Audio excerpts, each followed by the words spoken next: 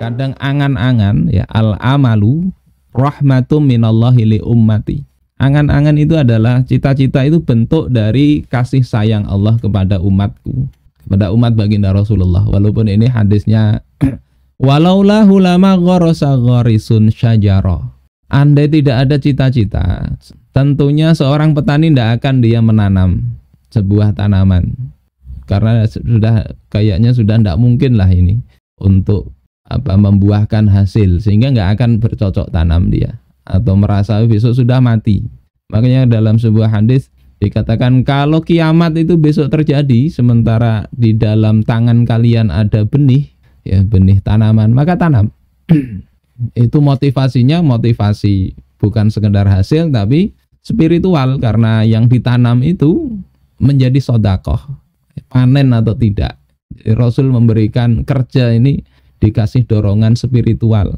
Sedekah, dimakan tikus jadi sedekah ke tikus, makan burung jadi sedekah ke burung, dimakan orang ya jadi sedekah ke orang. Nah, ada harapan itu. Kalau hanya mengharapkan hasil, mungkin banyak yang tidak akan bercocok tanam. Ya, nanam durian baru berapa tahun baru bisa berbuah, orang sudah tua tidak akan mau. Wala arda'at ummun waladan, ya, dan tidaklah seorang ibu itu akan mau menyusui anaknya karena tidak ada cita-cita, tidak ada angan-angan. Mungkin ini sudah mati juga, ini sudah anak ini. Ini di dalam kitab Adabud Dunya Waddin, ya, halaman 179. Kita bisa lihat para generasi terdahulu ya, dalam kondisi susah sekalipun. Ini saya kasih contoh, tidak ada di kitab tersebut. Imam Ibnul Athir, seorang mu'arrikh, seorang ahli hadis juga, dan banyak ilmunya beliau ini, ternyata itu saat usia produktif itu lumpuh, ya, lumpuh. Jadi tidak bisa menggerakkan badan, sehingga kalau kita mungkin sudah stres ya, cari pengobatan ke mana yang lagi viral, Ida Dayak misalnya, nggak peduli ini bener apa enggak, yang penting bisa sehat kembali. Tapi beliau tidak begitu. Beliau lumpuh tapi masih banyak karya karena masih bisa berbicara, sehingga murid-muridnya yang kemudian menuliskan untuk beliau.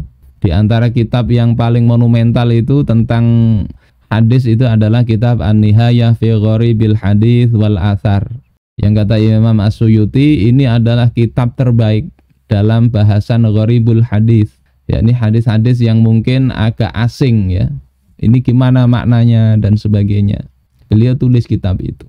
Paling lengkap, paling terkenal, dan paling sering dipakai, kata beliau. Kata Imam As-Suyuti, wafat 911. Bayangkan ini 300 tahun.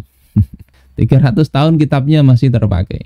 Dan sampai sekarang masih dinikmati ya karya beliau, Ibnul Athir ini di dalam kitab An-Nihayah fi Gharibil Hadits wal Athar. Beliau nulis juga kitab tentang tarikh ya, Al-Bidayah wan Nihayah. Ya, ada tulisan ini Imam Ibnul Athir, ada Imam Ibnu Katsir, beda itu. Ada kitab beliau Usudul Ghabah, ada kitab beliau Al-Kamil fit Tarikh. Nah, ini produktif, lumpuh. Sementara kita yang tangan terampil saja, ngetik di laptop ataupun di keypad HP, itu apa karya kita coba?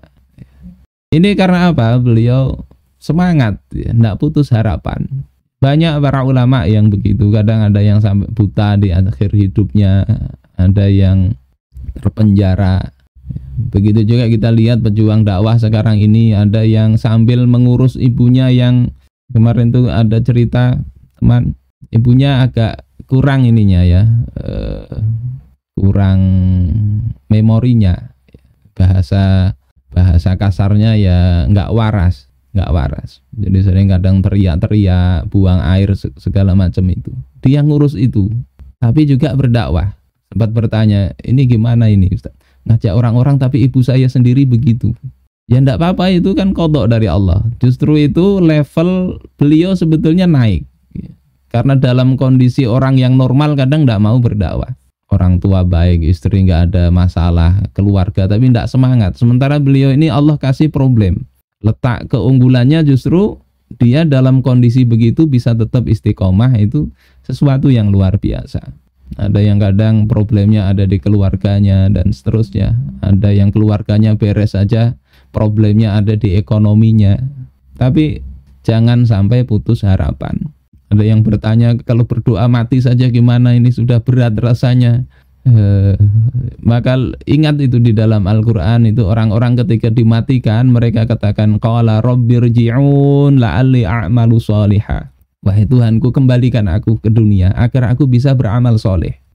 Jadi Allah kasih hidup dengan berbagai macam cobaan tadi itu sebetulnya kalau kata Rasulullah dalam hadis yang lain itu kan semuanya baik untuk seorang yang beriman.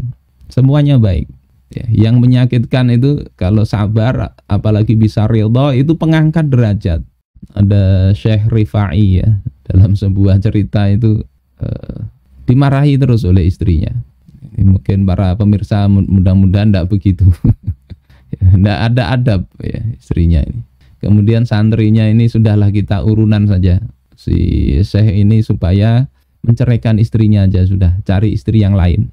Sebelumnya ada salah satu muridnya yang melihat ini si Syekh ini ada di dalam surganya Allah Ta'ala dengan berbagai macam kenikmatannya. Maka murid yang bermimpi ini kemudian ya kumpulan uang mau dikasihkan kepada Syekh. Suruh ganti aja istri engkau ini. Maka kata Syekh Rifai, sesungguhnya ya, apa yang engkau lihat di dalam mimpi engkau itu salah satunya adalah derajat yang diberikan Allah Ta'ala karena punya istri seperti tadi. Dan dia bersabar. Kalau bisa bersabar, kalau tidak bisa ya memang cara lainnya adalah ya di find and replace. Itu harapan itu begitu ya. Jadi dalam kondisi sulit berharap kepada Allah Ta'ala. Allah memberikan yang lebih baik daripada apa yang ada diterima sekarang ini. Ini saya sampaikan supaya kita ini tidak putus asa juga. Mendatangi orang, membina misalnya juga. Ternyata kok tidak beres-beres, tidak lurus-lurus. Ya kita berharapnya pada Allah Ta'ala. Jangan putus asa di situ.